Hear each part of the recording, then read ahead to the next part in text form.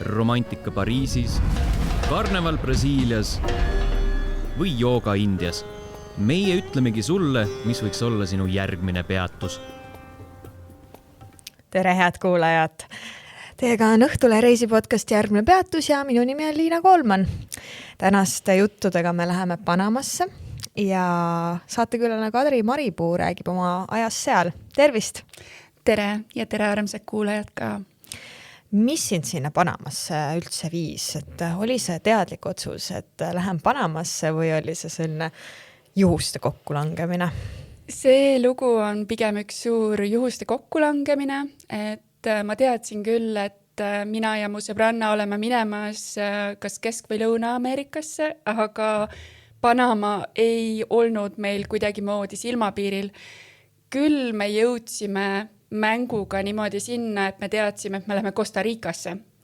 Ja Panama siis koorus välja tänu sellele, et ta on Costa Rica naaber ja me läksime sinna vabatahtlikuks läbi Workaway platvormi ja kui me vaatasime neid pilte seal Workaway platvormil, siis me korraga leidsime ühe pildi, kus oli vikerkaar, täis vikerkaar, kus oli hiiglaslik mägi ja rohelised metsad ümberringi. Ja kui me vaatasime siis, mis seal on, siis tuli välja, et me olime jõudnud otsaga Panamasse. Et ma sain aru, et otsisite siis nagu Kesk-Ameerika piirkonda, mitte ainult Costa Ricat, ja siis lootuses leida seda, et see vikerkaar asub Costa Ricas, avastasite, hoopis Panama. Ja me vaatasime kaardi pealt tegelikult. Me vaatasime kaardi pealt Costa Ricat ja see koht asub, ütleme, võib-olla selline 50 kilomeetrit Costa Ricast siis lõunasse, nii et jah, me jõudsime Panamasse välja. Kui palju tausta ja teadmisi sul oli selle Panama kohta? Ma teadsin, et Panama asub Kesk-Ameerikas. Ma teadsin, et seal on Panama kanal. Ja Panama mütsid olen kuulnud. Mul ei olnud mitte mingisugust tausta. Et Costa Ricast ma olen ikkagi kuulnud, ma olen kohanud imelisi inimesi sealt, et ma tean, et seal näiteks väärtustatakse loodust tohutult ja loodushoid on tugevam kui enamustes Euroopa riikides, aga Panamast ma ei teadnud mitte midagi. Nii et läksime sinna täiesti pimedalt. Oli see põnev või hirmutav või kuidas, mis tunne on minna, ma saan aru ikkagi pigem teadmata ajaks riiki, millest sa ei tea mitte midagi? Ja see oli teadmata ajaks, et me ostsime ühe otsa lennupiletit, sellepärast, et selline aeg oli käes, kus me tundsime, et tahaks korraks täiesti sellest meie harjumuspärasest süsteemist astuda välja. Ja see tunne, ma arvan, et seal on palju tundeid korraga, kui niimoodi minna. Ühelt poolt me olime kahekesi, mis on alati tekitab turvatunnet. Teisel korral ma läksin tagasi, ma läksin üksinda, et siis see emotsioon oli teistsugune. Aga minus endas oli selline hästi sügav kutse, elevus, selline seiklustung ja teiselt poolt ebamugavus. Ma arvan, et me väga palju ei mõelnudki selle peale enne, kui me läksime. Et me lihtsalt läksime, et tegime oma otsuse ära, ostsime lennupiletid. Eestis oli november, väga raske on mõelda, et ma nüüd maandun 35-kraadises kuumuses, mu ümber on troopika. Et ma arvan, et me ei suutnud sellele isegi mõelda ja me lihtsalt läksime. Sa enne mainisid Workaway'd, räägi siis, mis asi see õigupoolest on? Et selliseid vabatahtlikke portaale, suuremaid on üldiselt tunnustatud siis kaks, üks on WWOOF ja teine on Workaway. Kui WWOOF on pigem mõeldud selliste orgaaniliste põllumajanduslike projektide jaoks, siis Workaways võib leida igasuguseid projekte, et läbi Workaway võib minna, ma ei tea, lapsehoidjaks või fotograafiks, toetada sotsiaalmeedia teemadega, aidata mõnda keraamikut või korjata kakaoube, et mida iganes oskad välja mõelda. Ja meie eesmärk oli ka pigem leida selline koht, mis oleks, kus oleks füüsilist tööd, aga mitte liiga palju ja sellepärast me valisime Workaway, mitte WWOOFi.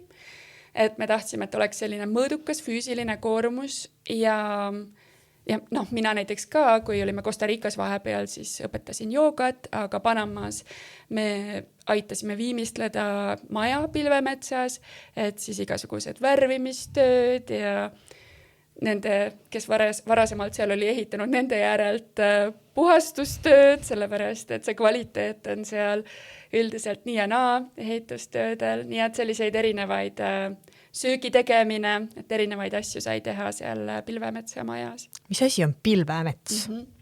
See on nagu vihmamets või selline džungel, aga ta asub kõrgel, ta asub pilvepiiril niimoodi, et ta on, ütleme, üle kilomeetri kõrgusel, mägedes enamasti ja seal on selline ühtlane niiske aurõhus, niimoodi, et see nagu kõnniksid pilve sees. Et selline valge švamm on su ümber kogu aeg ja kindlasti on ka puude ja taimede mõttes pilvemets erinev, kui päris mere lähedal või madalamas piirkonnas, et seal on tõesti hästi palju samblikke, mis ripuvad puude otsast, liaanid, hiiglaslikud puud, mis on sellised nagu kortermajad, ehk siis ühe oksa peal on veel 5 kihti erinevat elanikkonda. Et raske on eristada, et kes on see, millisel korrusel elab, et kõik on üksteise otsas. Et on jah, selline hästi niiske, aga temperatuuri mõttes umbes selline 20 kraadi, et mitte nii troopiliselt kuum. Sa kirjeldasid seda nii ilusasti, et ma olen küll Panamas käinud, aga vot seal ma ei ole käinud, ma tahaks sinna minna. Et see tundub selline ikka nagu paradiis, see nagu oleks paradiisi kirjeldanud. Ja paradiis oma varjudega. Mis varjud seal siis on või mis sa silmas pead? No, sealsed varjud avalduvad enamasti erinevate putukate näol, et me elasime ka koos oma pilvemetsa majas skorpionite, selliste käesuuruste ämblike, meeletult paljude sipelgate, et selliseid ilusaid kohtumisi oli igapäevaselt, kus siis saime tutvuda kohalike sõpradega ja see oli kindlasti katsumuste rohke alguses eriti, et iga õhtu me lõpetasime oma päeva sellega, et me transportisime siis ämblike toast välja nende plasttopsidega, et see on see, et paneb plasttopsi ämbliku peale, lükkad paberi vahele ja siis transpordib välja. Vahele ei mahtunud ämblik plasttopsi, siis tuli otsida selline karbikene, nagu selline plastikkarbikene välja, et siis sai ta ikka välja transporditud. Ämblikud mürgised ei olnud või? Me väga lähedalt neid ei puutunud, et ilmselt nad ikkagi mingil määral olid, et kes rohkem, kes vähem, aga me ei saa neid nii lähedalt nendega tutvuda õnneks, et me teada oleksime saanud. Aga kuna see piirkond oli selline, kus meil tegelikult ei olnud väga elektrit, meil ei olnud internetti, siis me sellist põhjalikku uurimustööd teha ei saanud iga erineva sõbra kohta. See võib-olla oli isegi parem. Võib küll olla, jah. Aga selleks, et need sõbrad, nagu sa ütled, sinna voodisse sulle ei poeks, siis ma eeldan, et selline nagu võrk oli ümber või kuidas see oli lahendatud. Ma ise, kui ma Mehhikos olen ka sellises omamoodi piirkonnas olnud, kus olid samamoodi ämblikud ja skorpionid toas, et siis meil oli selline võrk voodi ümber. Meil ei olnud, et neid ei olnud nii palju ka, võib-olla, et iga õhtu transportisime 3-5 tükki neid välja oma toast. Skorpione enamasti ei tulnud niimoodi päris kaissu. Ja jah, voodiriiete vahelt ämblikke ma õnneks ei leidnud, alati nad istusid kuskil seina peal, vahel küll voodi kohal, aga sellepärast me tegime õhtul selle väikse jalutuskäigu, et nad tagasi džunglisse viia. Järgmisel õhtul nad olid jälle kohal muidugi, aga ja, et ei olnud võrkude sees, sest et ta ikkagi korralik maja, betoon, klaas, selline pigem moderne ja seal olid ümber siis sellised minimaja džungli sees ja pigem oli seal ikkagi selline, et nägi, kuhu me astusime ja voodisse nad õnneks ei roninud. Sa ütlesid, et te olite kohas, kus internet ei olnud, mida elekter oli, ei olnud, midagi vist oli. Ehk siis ma eeldan, et see on ikkagi koht, kuhu naljalt välismaalased ei satu. Olite ta siis kohe silmnähtavalt erinevad sõbrannaga? Ja selle kohta on muidugi ka palju lugusid, aga ma võib-olla täpsustan, et kus me siis asusime. Et Pokete linnakene on 2 ookeani vahepeal, et põhimõtteliselt Pokete linna ümber on vulkaan Barú ja pilvemetsad. Vulkaan Barú tipust võib näha mõlemat ookean ühel poolt, siis vaikselt teisel poolt Kariibi merd, kui on hea ilm.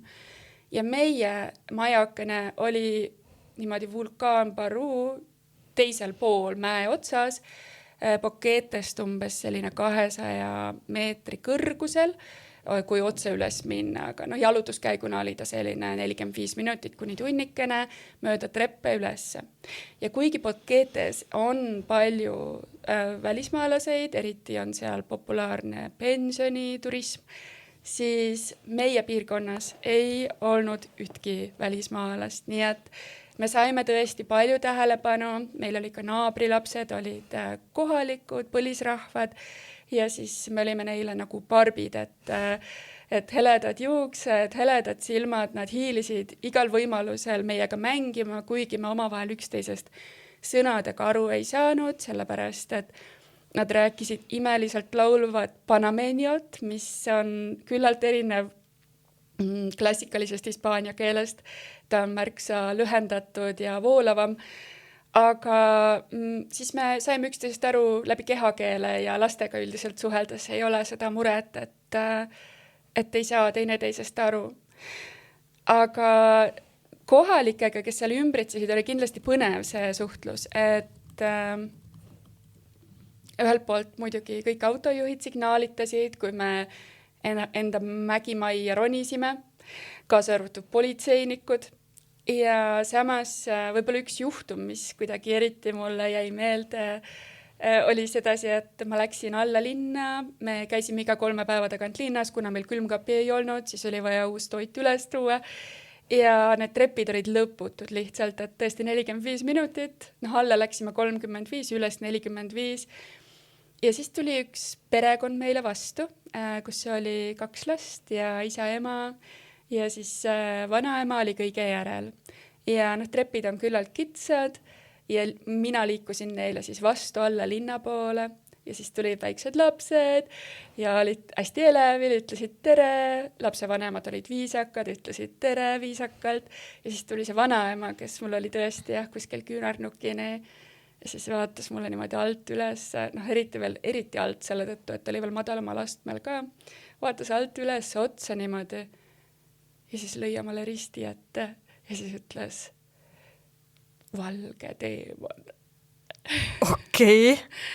Ehk siis ta suhtus kehvasti sinusse? No, võiks öelda, et ta ehmatas, et ta ei olnud harjunud nägema nii pikkasid ja nii heleda näoga inimesi enda tee peal oma koju. Et ma arvan, et ma tekitasin sellel päeval talle sellise kerge üllatusmomendi. Pigem kerge hirm võib-olla. Seal on ebausk on küllalt populaarne, et erinevaid lugusid, küll laste röövijatest ja kõigest muust on seal palju või koletistest, kes elavad metsas, et see usu poolest on see riik hästi põimunud, katoliiklus on põimunud loodusrahva uskumustega ja sealt tulevad ka erinevad sellised lood, mis vahetevahel on üsna hirmuäratavad. Ma eeldan, et maapiirkondades on rohkem need niimoodi põimunud, et vaevalt seal Panama City's niivõrd neid lugusid on või kuidas? Ja Panama City on hästi eraldiseisev ülejäänud Panamast. Panama üldse võiks öelda, et väga raske on teda võtta kokku kuidagi moodi, sest et neid erinevaid piirkondi ja erisusi on seal nii palju, aga Panama City on kindlasti üks nendest erisustest. Panama City on rikas, inimesed on pigem modernsed, pigem on soov saada rikkaks, selline sotsiaalne püüdlikkus kuidagi olla parem kui võib-olla su naaber, on suurem kui kuskil mujal. Et mujal on pigem pealinnas siis, pealinnas ja mujal on ikkagi inimesed pigem kokkuhoidvad ja üksteist toetavad. küll aga on sellist klassiühiskonda palju, et igal ühel on oma klass vastavalt sellele, mis värvi on nahavärv, mis värvi on silmad, mis keelt nad räägivad, et seda on hästi tugevalt tunda, et Costa Ricas näiteks peaaegu ei tundnud seda üldse, kohalikud on üsnagi võrdsel järje peal turistidega, aga Panamas on hästi tugevalt tunda seda erinevaid klasse. Huvitav just selles võtmes, et nad seal samas niimoodi kõrvuti ja nad võiksid olla ju sarnased, aga siis nii erinevad. Et kindlasti ajalooliselt juba on see väga erinev lugu neil, et kuidasmoodi Panama oli ju Kolumbia all ja USA tuli siis neid vabastama, samal ajal võttes siis tüki riigi keskelt endale Panama kanali näol ilma tähtajatu lepinguta, et ma ei saa öelda, et see on hea või halb, et see lihtsalt on selline lugu. Ma olen mõelnud sellele, et huvitav, kuidas eestlased tunneksid, kui näiteks Eesti keskelt jookseks läbi selline 20-kilomeetrine joon, millest üle ei tohiks liikuda, sellepärast, et keegi vabastas meid. Et see on selline huvitav kingitus. Costa Rical ei ole sellist tausta. Costa Rica on olnud vaba ja seal juba 70-ndatel näiteks võeti vastu seadused, mis seadsid loodushoiu prioriteediks. Et kui Panama müüb näiteks enda kalapüügi õiguseid Hiinale, põhimõtteliselt raha on siiski selline ülim, siis Costa Rica, kuigi on täpselt samad veed, Costa Rica ütleb, et ei, et jagame küll vett, aga see läheb meie väärtustega vastuollu. Täiesti erinevad riigid ja ometigi seal on ka väga suured sarnasused ellu suhtumise mõttes, transpordisüsteemide suhtes, aga midagi on seal täiesti teistsugust. Lähme tagasi selle valge teemoni kommentaari juurde, et mis emotsioon sul oli, kui sind valgeks teemoniks nimetati? See on hea küsimus. Ma nii täpselt ei mäleta seda emotsiooni, aga ma mäletan seda tunnet, et ma tundsin ennast erinevalt. Eriti kui ma olin seal üksinda, ma tundsin ennast igapäevaselt erinevalt. Et kui ma olin enda maja ümber, meil oli ilus selline suur aed, mis oligi nagu vihmamets. Ja seal ma tundsin ennast nagu kodus. Ma ka ehitasin seda aeda, ehitasin siis ehitusjääkide platsile seda aeda edasi ja ma tundsin seal ennast hästi koduselt. Kui ma läksin sellest oma kodust eemale, siis ma tundsin igal sammul siiski, et ma päriselt ei kuulu, et ma paistan silma, ma paistan liiga palju silma, nii palju, et vahetevahel see tundub peaaegu et ohtlik. Näiteks õhtuti me väga väljas ei käinud, et taksoga saaks küll koju, aga taksot on väga keeruline seal leida, et see süsteem ei ole päris selline, nagu on Eestis. Nii et kindlasti ma tundsin ennast niimoodi veidra objektina ja see tekitab kindlasti, minu jaoks see tekitas raskusi tunda ennast kuuluvana. Milles see ohtlikkus väljendus, mida sa kartsid? Seal ei ole väga tänavavalgustust ja kui me ikkagi palju lugusid jõudis meieni, kus kohas naabrimees näiteks nende samade laste isa, kes meil seal elasid, tuli ka õhtul pimedas koju ja talle tungiti kallale ja pärast ta oli ikkagi tugevate vigastustega. Et selliseid lugusid oli ikkagi palju, et linnas sees on okei, aga pigem nendel pimedatel tänavatel ei tasu pimedas üksi käia. Tungiti kallale, et röövida või mida teha? Et röövida, jaa. Jaa, mul praegu isegi tuleb meelde, mul ei olnud seda meeles, aga kui sa praegust hakkasid kallale tungimisest ja pimedast tänavast rääkima, siis mäletan, mina olin Panamas käisin pisut üle 10 aasta tagasi ja ma pidin Panama City's minema siis bussi peale. Ei, või ma pidin vist lennujaama sõitma ja ma pidin lennujaama sõitma ja tegelikult ma pidin minema siis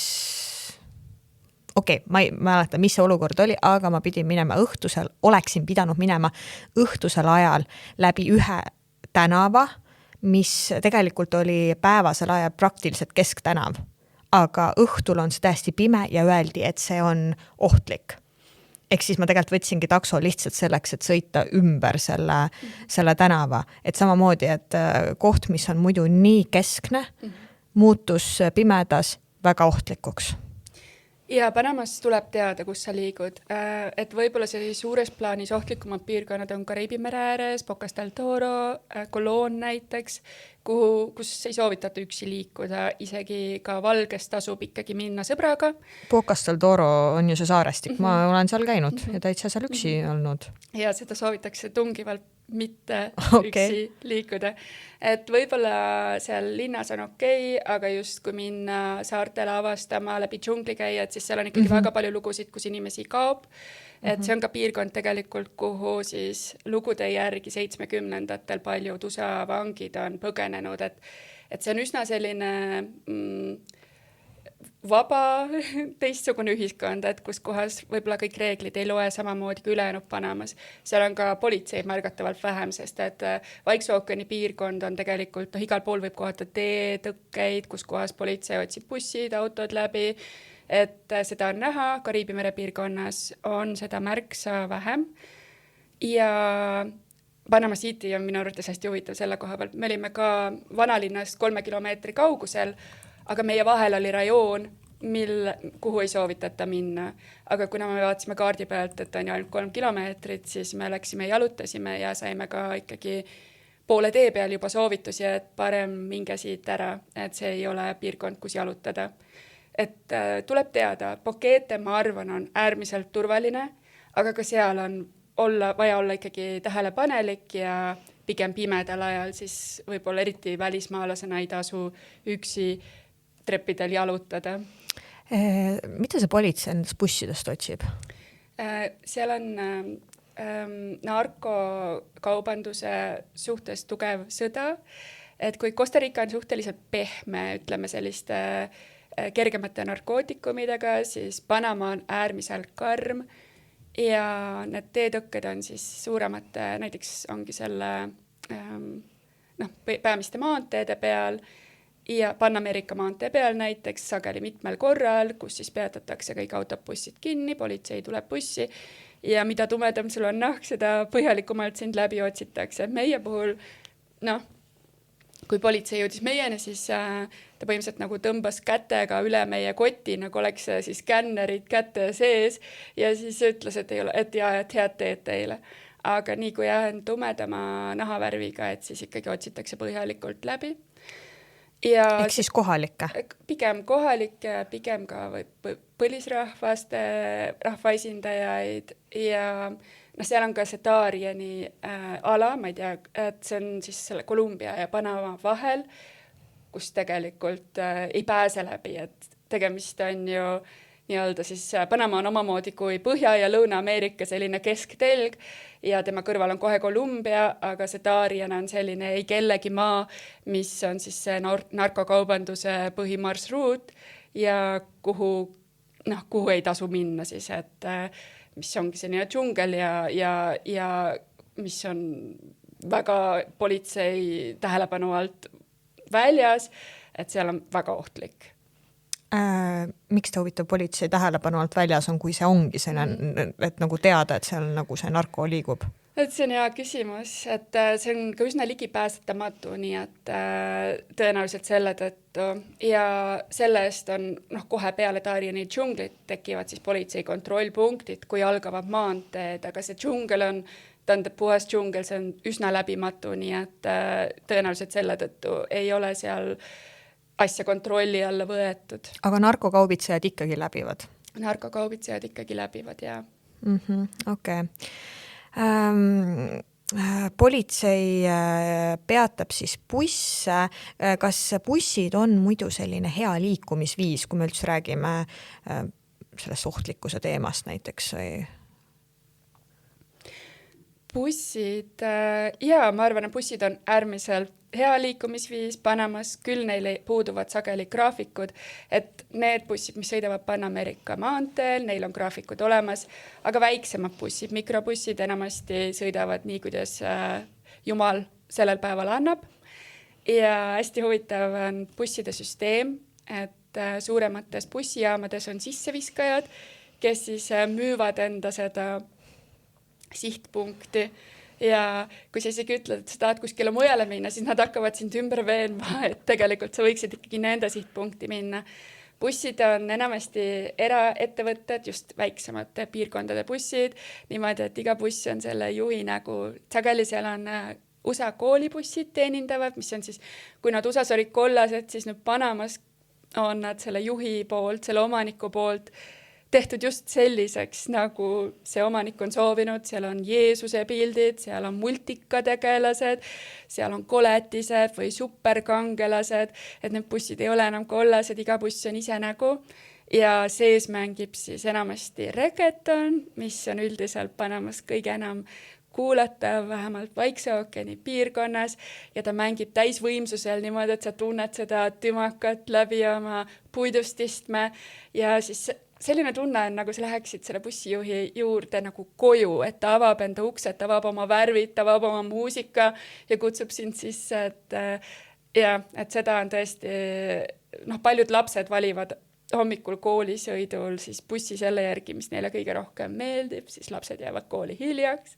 Nii et see on tõesti hästi vahva. Aga päeva jooksul ikka enamasti 1 või 2 bussi kuhugi sihtpunkti ikka läheb ja kui ei lähe, siis saab järgmine päev. Et väga täpselt planeerida nende kohalike bussidega ei anna.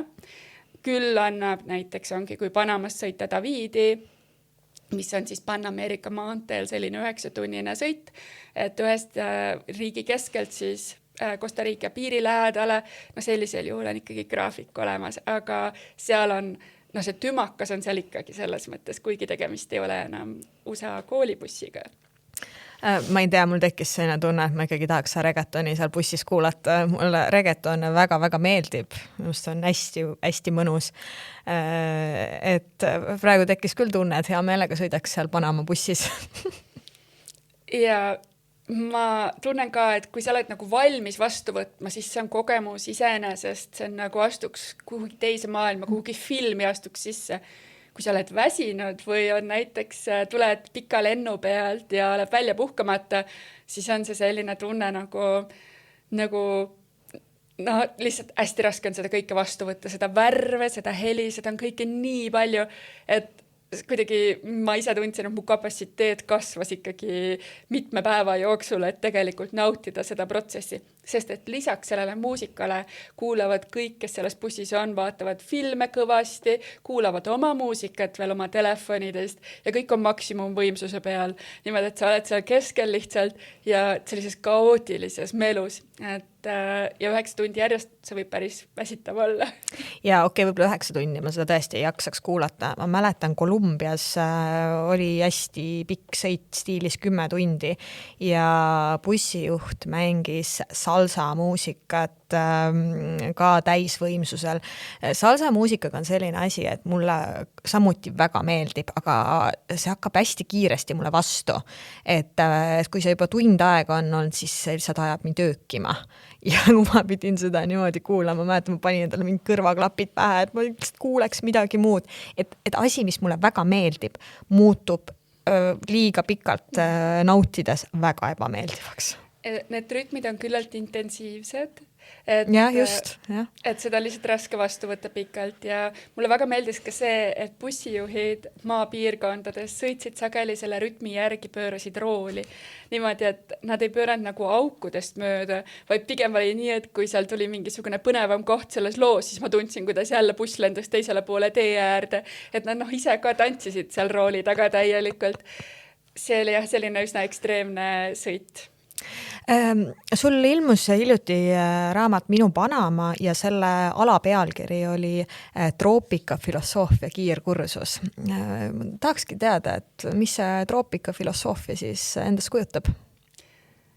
Troopikafilosoofia on üks väga suur temaatika, aga selles raamatus see pealkiri on kindlasti seotud sellega, et osaliselt ta kirjeldab Panamat ja osaliselt minu isiklikku teekonda sisemiselt Panamas, reisides üksi, olles võõras, õppides kuuluma. Ja seal on teine esindaja troopikafilosoofial on Luis, üks selle raamatu peategelastest, kes siis on meie võõrustaja Panamas. Ja tema filosoofia, kuidasmoodi tema suhtub elusse, kuidasmoodi ta suhestub loodusega, kuidasmoodi ta on teinud valikuid ühiskonnas, mis tegelikult ei luba valikuid, mis on üsnagi range ja kuidas ta on pidanud välja astuma nii-öelda sellistest sotsiaalsetest normidest, et elada päris oma elu. Minu jaoks oli hästi imetlusväärne. Ja kolmandalt poolt on see filosoofia tuleb esile siis selle troopika filosoofiana. Kuidasmoodi ellu suhtumine on lihtsalt täiesti teises tempos, kui meil on Eestis. Kuidasmoodi inimesed mõtlevad ja ka vaesuses elavad inimesed ei muretse, vaid nad ei planeeri ette, vaid nad elavad sellepärast, et ellu jäämine ei ole küsimus, kuna süüa on puude peal, igal kuul tulevad uued asjad, mangod, avokaado, banaanid, süüa on külluses, et see ellu jäämine ei väljendu seal ja mulle tundub, et see nende ellu suhtumises on näha, et sellist ellujäämisvajad, nagu hirmu ei ole, et kui Eestis me ikkagi planeerime, sest et juba, ma arvan, et meil on kuskile kodeeritud sisse, et talv on tulemas, me peame varuma, siis seal sellist asja ei ole, inimesed elavad. Ja samamoodi on näha näiteks töötajatega, ehitustööde tegijatega, et kui meil läheb elekter ära, siis vastus on selline, et okei, et ma tulen esmaspäeval, kui Jumal annab. Siis ongi Jumal vahel annab esmaspäeval, vahel teisipäeval, vahel järgmisel nädalal, vahel 6 aja pärast, et see on selline nagu kergus ellu suhtumisel, et see kindlasti on üks teema, mis Panamas jookseb igalt poolt läbi. Mis nõuandeid sa annaksid, et kui tahaks nüüd Panamat külastada, et mida minna, kuhu minna, mida teha ja nii edasi? Ja ma kindlasti, kuna ma olen ise pigem selline loodushuviline, siis Panama City on hea koht, kuhu maanduda. Panama City on hea koht, kust uuesti startida, aga minu enda jaoks ta ei ole otseselt kuidagi selline uskumatult äge koht, et võiks võib-olla külastada Panama kanalit hommikul, et lihtsalt kogeda seda veidrust, kus kohas hiigellaevu, mis näevad välja nagu linnad tõstetakse ja langetatakse. Ma arvan, et see on üsnagi ainulaadne kogemus, aga tähelepanu mina ise soovitaksin suunata ikkagi loodusele. Seal on saared näiteks nagu Koibasaar, mis on põhimõtteliselt nagu nimetatakse nii-öelda siis selle Kesk-Ameerika Galapagoseks. Meeletult kaunis loodus, sukeldumisvõimalused, värvid. Raamatus endas on kirjeldatud kohti nagu Las Lajas, Boca Chica.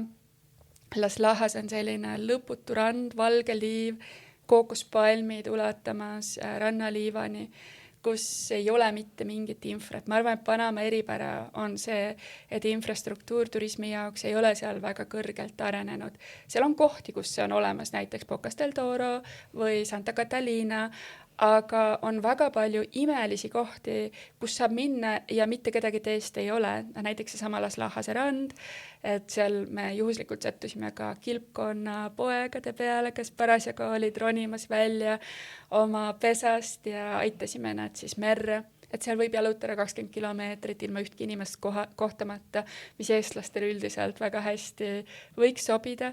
Ja samal ajal saab ise õppida avama kookospähklit ja seal on kogu ranna peale vaid üks hostel, kus siis saab magada, aga mitte midagi muud. Või siis näiteks Boca Chica, kus on möiraahvide saar, kus saab magada looduses nii, et maja on ainult poolikult, et selja taga on sein, põrand on all, aga ees on lihtsalt tühimik.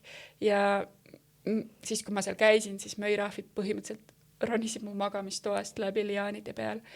Et meeletult sellist puutumatut loodust. Ja kindlasti tasuks minna ka Kariibi mere piirkonda, et kas siis Bocas del Toro või siis hoopiski lõuna pool piirkonnad, et Cunayala on näiteks täitsa eraldiseisev põlisrahvaste piirkond, kus Inimesed elavad siis mere peal, väikeste saarte peal, oma parvede peal, et seal on täiesti teistsugune piirkond ja oma nagu autonoomne üksus.